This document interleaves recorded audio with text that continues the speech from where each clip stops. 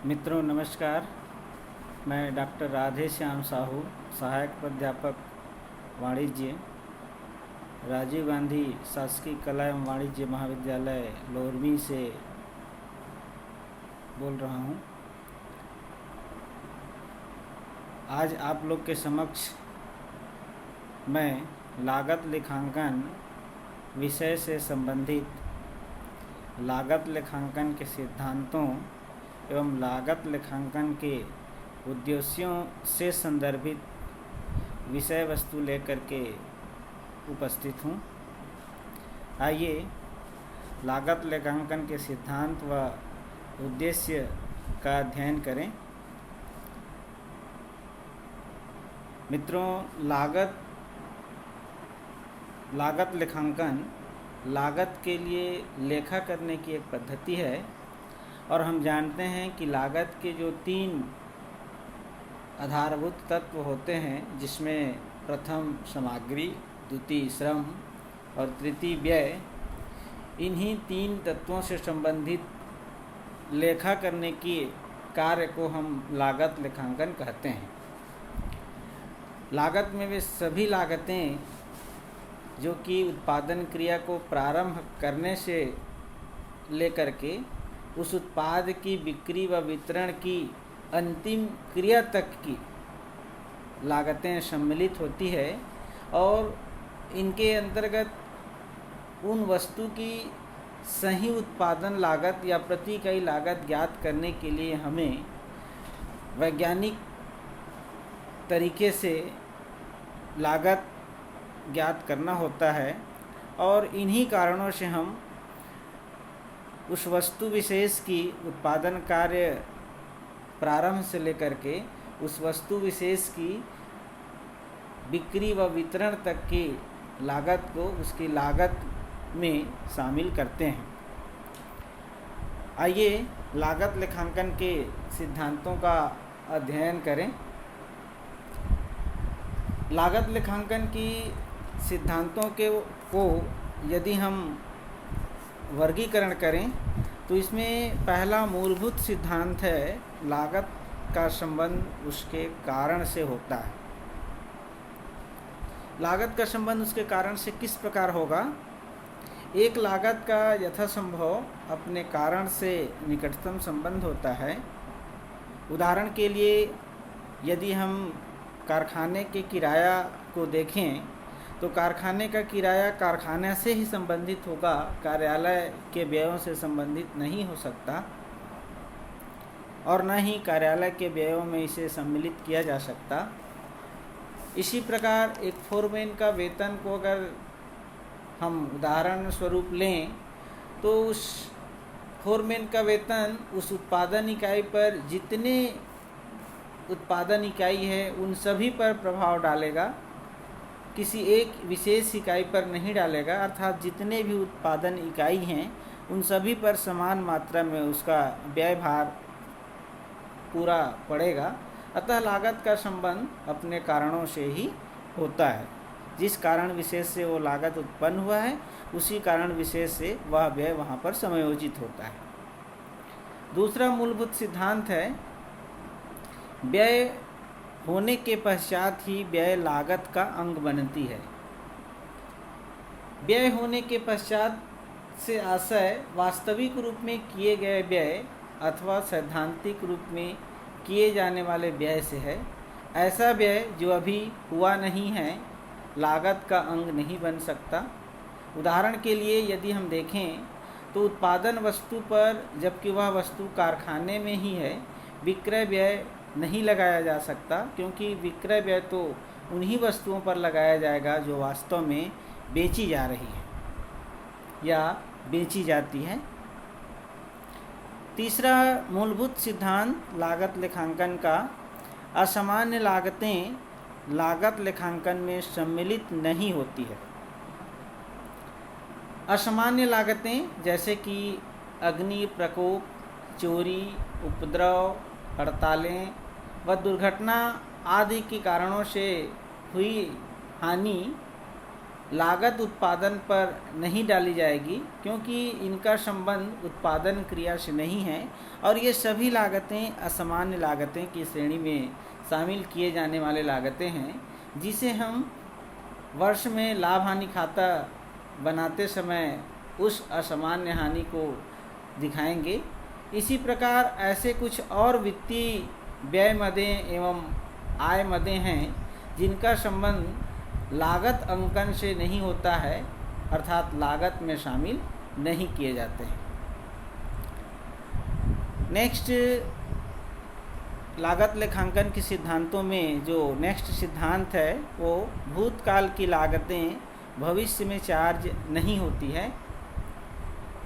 ऐसे व्यय जो विगत अवधि के हैं, गत वर्ष से संबंधित है, और यदि उन व्ययों को उसी विगत अवधि में चार्ज नहीं किया गया है तो उन व्ययों को भावी अवधि में चार्ज नहीं किया जाता है, क्योंकि ऐसा करने से भावी अवधि का लागत विवरण पत्र ठीक तरह से हमारा लागत को प्रदर्शित नहीं कर पाएगा। अतः यदि हम विगत लागत का लाभ भविष्य में भी प्राप्त होता है तो वह विगत लागत नहीं है। उदाहरण के लिए, यदि हम विज्ञापन व्यय को स्थगित आगम व्यय की तरह 3-5 वर्षों में चार्ज किया जाना है तो वह विगत लागत नहीं कहा जाएगा। या हम कह सकते हैं कि जो भूतकाल की लागतें हैं प्रायः वह उसी समयावधि में चार्ज होकर के उस वर्ष विशेष का लागत पत्र में उचित लागत प्रदर्शित करेगा। यदि हम उस लागत को भविष्य में चार्ज करते हैं तो भविष्य का लागत बढ़ा हुआ दिखाई पड़ेगा और प्रति इकाई लागत भी उस बढ़े हुए लागत से प्रभावित होगी। अतः मानकर चलें, यह सिद्धांत के अनुसार भूतकाल की लागतें भविष्य में चार्ज नहीं होती है। नेक्स्ट है, रूढ़िवादिता के सिद्धांत का लागत लेखांकन में स्थान नहीं होता है। वित्तीय लेखों में अंतिम स्टॉक लागत मूल्य या बाजार मूल्य जो भी कम हो के सिद्धांत पर मूल्यांकित होता है, किंतु यदि लागत लेखों में हम इसका विश्लेषण करें तो स्टॉक का मूल्यांकन केवल लागत मूल्य पर ही किया जाता है। वित्तीय लेखों में लाभ घटाकर दिखाने में गोपनीय संचय बनाने की प्रवृत्ति पाई जाती है, किंतु हमारे लागत लेखांकन की प्रणाली में जब हम स्टेटमेंट कास्ट शीट तैयार करते हैं, लागत विवरण पत्र तैयार करते हैं, तो इसमें किसी ऐसे गोपनीय संचय के निर्माण संबंधी प्रवृत्ति नहीं होता है। यदि लागत लेखांकन में इन प्रवृत्तियों को स्थान दिया भी जाए तो उसका उद्देश्य ही समाप्त हो जाएगा, अर्थात हम रूढ़िवादिता के सिद्धांतों का लागत लेखांकन में पालन या स्थान उसका नहीं दे सकते या नहीं मान सकते उस सिद्धांतों को जो वित्तीय लेखांकन के सिद्धांतों से संबंधित है। नेक्स्ट है, लागत लेखांकन दोहरी प्रविष्टि सिद्धांत पर आधारित होता है। वित्तीय लेखांकन की भांति लागत लेखांकन भी दोहरी प्रविष्टि प्रणाली पर आधारित है। वैसे ही लागत लेखांकन के संदर्भ में वित्तीय लेखांकन की भांति जैसे डेबिट क्रेडिट के लेखे किए जाते हैं, वैसे ही लेखे लागत लेखांकन में भी डेबिट क्रेडिट के सिद्धांतों पर रखे जाते हैं। इस प्रकार से हम यहाँ मूल रूप से लागत लेखांकन के सिद्धांतों को अध्ययन किए हैं। इसके पश्चात आइए लागत लेखांकन के उद्देश्य क्या कहते हैं, इसके कौन कौन से उद्देश्य हैं, या इसको हम लागत लेखांकन के कार्य से भी संबोधन कर सकते हैं। देखते हैं, आइए लागत लेखांकन के उद्देश्य कौन कौन से हैं। लागत लेखांकन का पहला उद्देश्य है लागत निर्धारण। लागत निर्धारण के संदर्भ में लागत लेखांकन के प्राथमिक उद्देश्य प्रत्येक इकाई, कार्य, प्रक्रिया, विभाग या सेवा की लागत का निर्धारण करना है। हमको यहाँ देखना है कि लागत लेखांकन प्रति इकाई, चाहे वो प्रक्रिया से संबंधित हो, विभाग से संबंधित हो, सेवा से संबंधित हो या किसी कार्य विशेष से ही संबंधित क्यों ना हो, हमको प्रति इकाई लागत का निर्धारण करना होता है। लागत निर्धारण की तकनीक को ही लागत अंकन कहा जाता है और लागत निर्धारण की दृष्टि से लागत के सभी व्ययों का संग्रहण करना, उनका वर्गीकरण करना और विश्लेषण करना इसमें सम्मिलित होता है।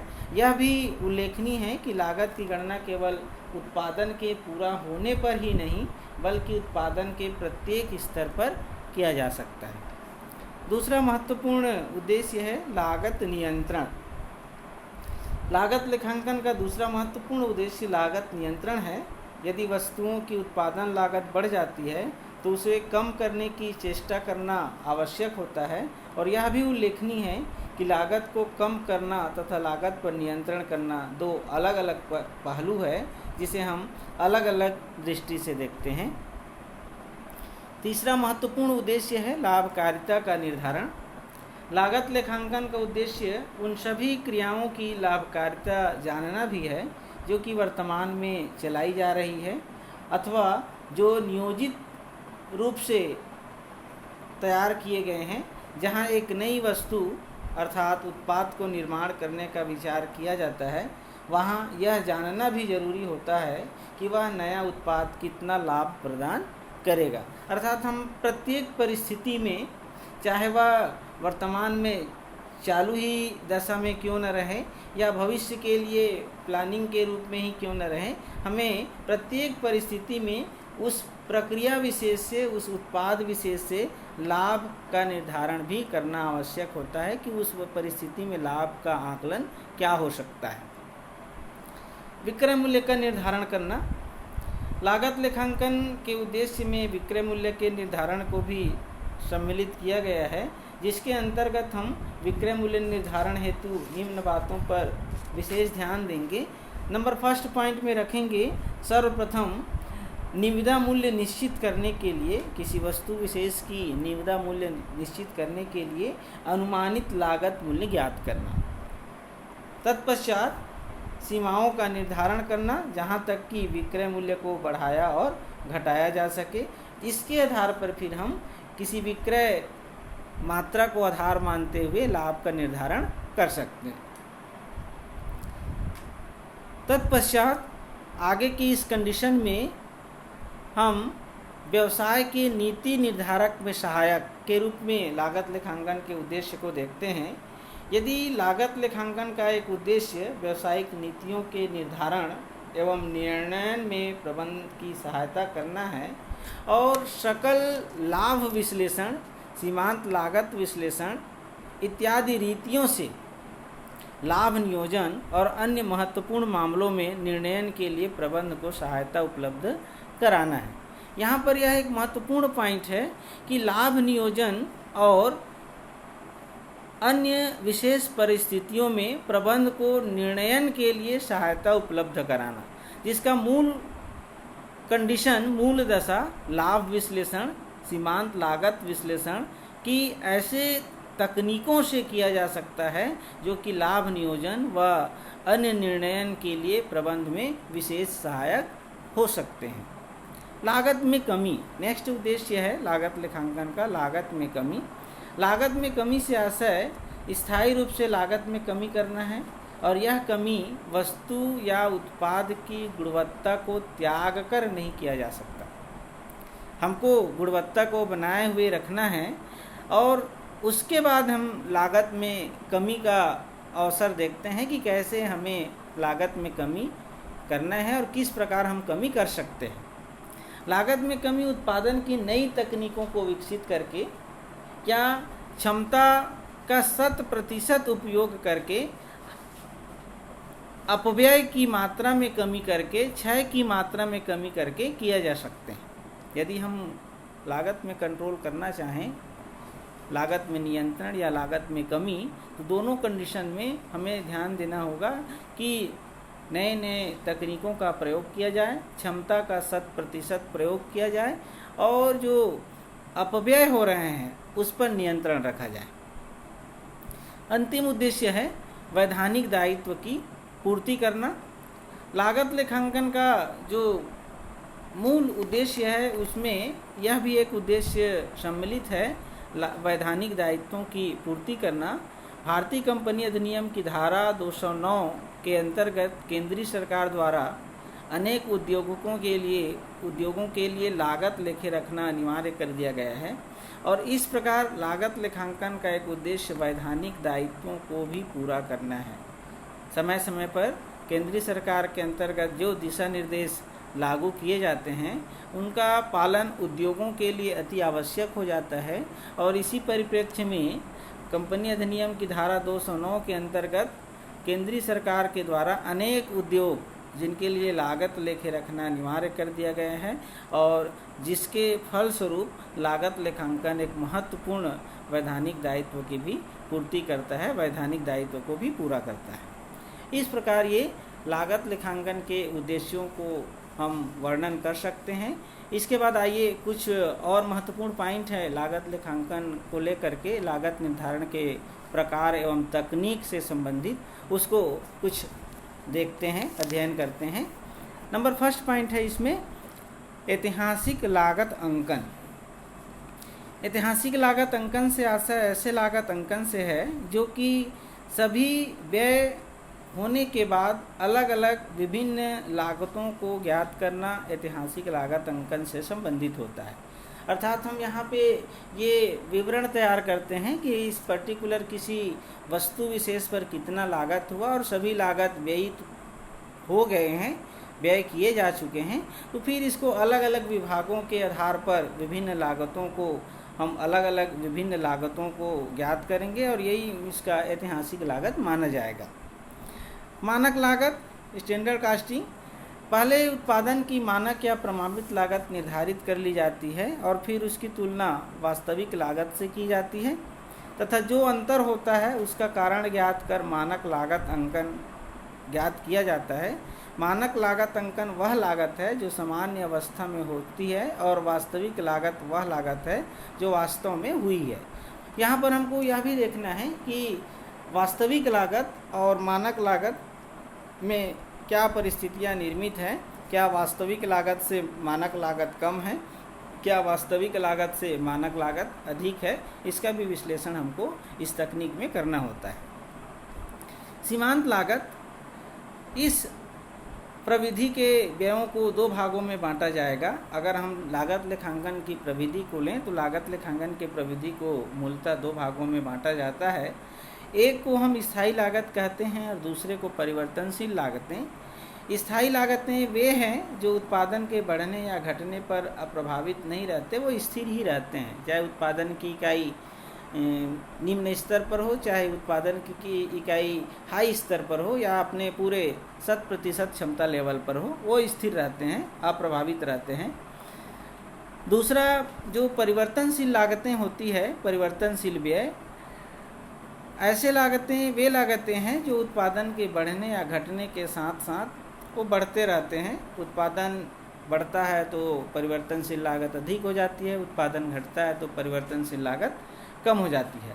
अतः व्ययों में अगर हम इसकी परिस्थिति विशेष को देखें तो ये परिवर्तनशील लागतें उत्पादन की इकाई के ऊपर डिपेंड करेगा कि कितनी मात्रा में इकाई का उत्पादन किया जा रहा है। अतः व्ययों में उपर्युक्त प्रकार के भेद कर जो लागतें निकाली जाती है वही सीमांत लागत अंकन कहलाती है। मूलतः हम सीमांत लागत अंकन को भी परिवर्तनशील लागतों के योग के रूप में भी हम देख सकते हैं। प्रत्यक्ष लागत अंकन, समस्त प्रत्यक्ष लागतों को उत्पादन लागत में ही शामिल करना होता है तथा समस्त अप्रत्यक्ष लागतों को उस अवधि के लाभ से अपलेखित करना प्रत्यक्ष लागत अंकन कहलाता है। अतः यदि हम इस प्रविधि में सीमांत लागत अंकन जैसी ही प्रक्रिया को अपना करके प्रत्यक्ष लागत का अंकन कर सकते हैं और प्रत्यक्ष लागत का अर्थ परिवर्तनशील लागत से ही है, जैसे कि अप्रत्यक्ष लागत का अर्थ स्थायी लागत से मान सकते हैं और दोनों में अंतर केवल उन अवस्थाओं में पाया जाता है जहां स्थायी लागत को भी प्रत्यक्ष लागत माना जा सकता है। तो हम यहाँ पे मूल रूप से अगर देखें तो अप्रत्यक्ष लागत को हम स्थायी लागत के रूप में स्वीकार कर सकते हैं और प्रत्यक्ष लागत को परिवर्तनशील लागत के रूप में स्वीकार कर सकते हैं। अवशोषण लागत अंकन, इस अवस्था में लागत निकालते समय स्थायी एवं परिवर्तनशील लागतों में भेद नहीं किया जा सकता, दोनों को एक साथ मिश्रित रूप में उत्पादन पर चार्ज करके अवशोषण लागत अंकन ज्ञात किया जाता है। एकरूप लागत अंकन एक ही प्रकार के कई व्यवसायों के द्वारा एक ही लागत सिद्धांतों तथा लेखा करने की क्रियाओं को समान रूप से अपनाना एक रूप लागत अंकन कहलाती है। इस लागत अंकन की सबसे महत्वपूर्ण विशेषता यह है कि इस प्रविधि में व्यवसायिक एक दूसरे के अनुभव से लाभ उठाते रहते हैं। इस प्रकार से ये लागत अंकन या लागत निर्धारण के प्रकार और तकनीकें, कुछ महत्वपूर्ण तकनीकें आपको बताए गए हैं। इन तकनीकों को आधार मान करके हम लागत निर्धारण के अंकन को हम अच्छे से कर सकते हैं। बहुत बहुत धन्यवाद। आज के इस वीडियो लेक्चर में आप लोग को मुख्य रूप से लागत लेखांकन के सिद्धांत, लागत लेखांकन के उद्देश्य और लागत लेखांकन के अंतर्गत लागत निर्धारण के प्रकार एवं तकनीकों के बारे में बताया गया है। धन्यवाद।